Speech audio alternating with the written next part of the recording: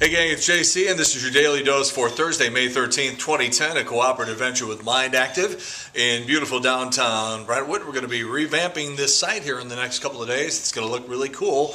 I will still look the same, but the site will look better. And you can check the archives by hitting the menu tab at the top of the bar, the menu bar at the top of the tab. Above my head, just punch around, you'll find what you're looking for. We're in the garage today because it's raining again. What with the rain already? All right, let's start with the latest sex scandal. The latest man whore is Matt Lauer of the Today Show. Well, he and his wife apparently have been living apart for the past 2 months. She's not wearing the wedding ring, and it all seems to go back to the Olympics. There were apparently a pair of female Canadian broadcasters up there at the Olympics that Matt was very interested in. He was covering them, of course. And I guess when the crew went back to New York, Matt stayed an extra couple of days to sort of mop up, if you know what I mean. Now, you may recall that his wife filed for divorce in '06 while she was pregnant with their third kid, but she ended up withdrawing the petition. Meanwhile, Willard Scott can just go out there and boink everybody in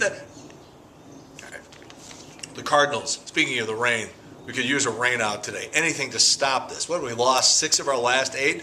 And I don't know what's going around. There were talk shows, sports talk shows, just a couple of weeks ago that were saying, oh, it's a runaway. It's a runaway. And if the playoffs started today, what would the pitching rotation be? And I'm driving along going, what are you guys talking about? Do you know how many things can go wrong between now and October? And I was certainly right. Matt Holliday, I don't know what's going on out there. Colby Rasmus, as far as I'm concerned, is still learning the position. Brendan Ryan, got to do something there. Skip Schumacher, not exactly knocking the cover off the ball. Albert almost had the game end with one of the worst thuds in his entire career last night by trying to stretch that single into a double. He was almost tagged out. It would have been just unbelievably embarrassing. I don't know what he's doing out there sometimes. Kyle Loesch is this year's Todd Wellemeyer. Jason Mott has perfect control. He never misses a bat. Watch this space. Bring on the rain. Might as well. Lawrence Taylor, former New York Giants NFL great, got picked up with the $300 underage hooker. He now says that he was only pleasuring himself. The hooker was just there watching. And the police found a condom in the room, and he said, well, that was not mine. That's not my condom. One of the worst sort of tragic Hollywood stories in the last 20 years or so is this Dana Plato from Different Strokes. In 1999, when she was only 34 years old, she OD'd and had been having a very rough time leading up to that, by the way. So last Thursday, her 25-year-old son shoots and kills himself. He had, a couple of days prior to that, gotten a tattoo with his mother's name. I guess it was the 11th anniversary of her checking out, and they used some of the ashes for the tattoos. Wow, no red flags there, huh? Sean Penn smacked one of those paparazzi guys a while back. Court case yesterday. He got 300 hours of community service and 36 hours of anger management. Well, that'll calm him down, won't it? Well, if you're like me, you're driving along, you hear a Van Morrison song, even if it's a song you don't even know, especially if it's not Domino or Blue Money or a Wild Night or something like that. You're like, you can just say, I don't know this song, but I know it's Van Morrison. And you just sort of instinctively reach over and turn the sound up because everybody loves Van Morrison. Well, thanks, Van, because you just ruined it for me. Doing an interview a couple of weeks ago, some music magazine, and Van Morrison says, and this is a quote, "The Beatles were peripheral." And then he says, if you had more knowledge of music, you'd know that it really didn't mean anything. Well, thanks, Van. This reminds me of the Jackson Browne situation. I loved Jackson Browne. He goes, I've said this before, I'll say it again. At any given moment, 10 to 20% of people in this country are out of their mind. Just loony, just crackers. And all you have to do is look at the internet, look at some of the email you get, listen to some of the overnight call-in shows, look at the weird news items out there, look around in your neighborhood at some of your neighbors, listen to certain FM talk shows, and you can tell that 10 to 20% of the people out there are just nuts. Well, now it turns out they did a survey, and 10% of Americans believe that this giant oil spill in the Gulf was intentionally caused by environmentalists. Rest my case. All right, since Sunday, and today is Thursday, since Sunday we've been having to watch these incessant promos on Channel 4. I mean, you watch an hour show and they run like 3 of them going, watch Thursday night. It's like, it's Sunday. What are you telling me about Thursday for? Well, it's the May sweeps, you know, and the TV stations can't control themselves. And this hack, Craig Cheatham, is doing a story tonight about phony psychics. And you're thinking to yourself, well, it's the local news. Shouldn't we be talking about what's going on in the community or something? I mean, if it's Dateline or one of the tabloid shows or something, okay, fine, you do an expose on a crooked psychic. But by the same token, anybody with a brain already knows these psychics are all crooked anyhow, so what is the freaking point? So watch tonight. I'll be watching. Oh, I'm sure we'll have a full report for you tomorrow. Craig the Hack Cheatham back on the air tonight.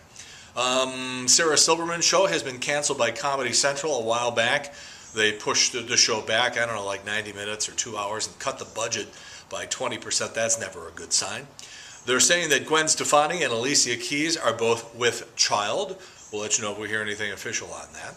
All right, so, you know, pretty much everybody has had a broken love affair, and sometimes you really get jacked around in the process. And you're thinking to yourself, nah, this isn't good enough. I got to get even. So you start seeking revenge. What can I do?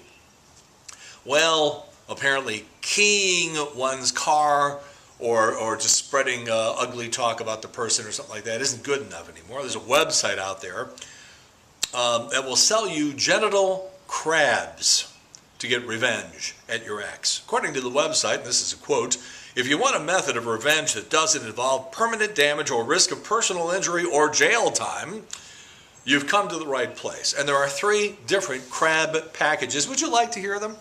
Number 1 is the green package, and that includes 1 colony of crabs, and that sells for $21. The blue package, you get about 30 eggs a piece, and that sells for $37. And the red package, and if you're going to go all the way, that's what I say. The red package includes a vial of shampoo-resistant F-strain crabs, which can, and this is a quote, take up to 2 weeks to get rid of and apparently bite so much they cause the victim to scratch themselves raw. Sells for $52. CrabRevenge.com. Go nuts. The world has already beaten you there. All right, there's a new book coming out called Porn Land, and it sort of examines the porn industry and tells you how much things cost and sort of like a behind-the-scenes look at things. The annual revenue earned from those hotel porn rentals like Spank Division, $500 million a year. There are 4.2 million different adult websites on the internet. So now you're thinking to yourself, what do these people get paid? Well, it turns out they get paid equal to what it is they do on film. For example, the minimum rate for a white woman in a one-on-one scene with a man, $800. If you're a black woman, the minimum rate is only $500.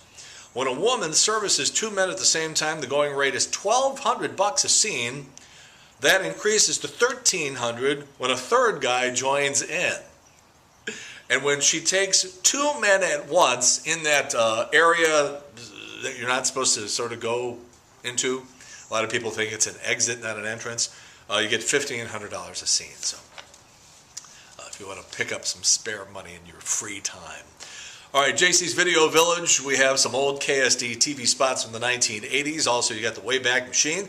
JC's Eye Candy today is simply called Spot the Girl from Iowa. You should be able to do it relatively quickly.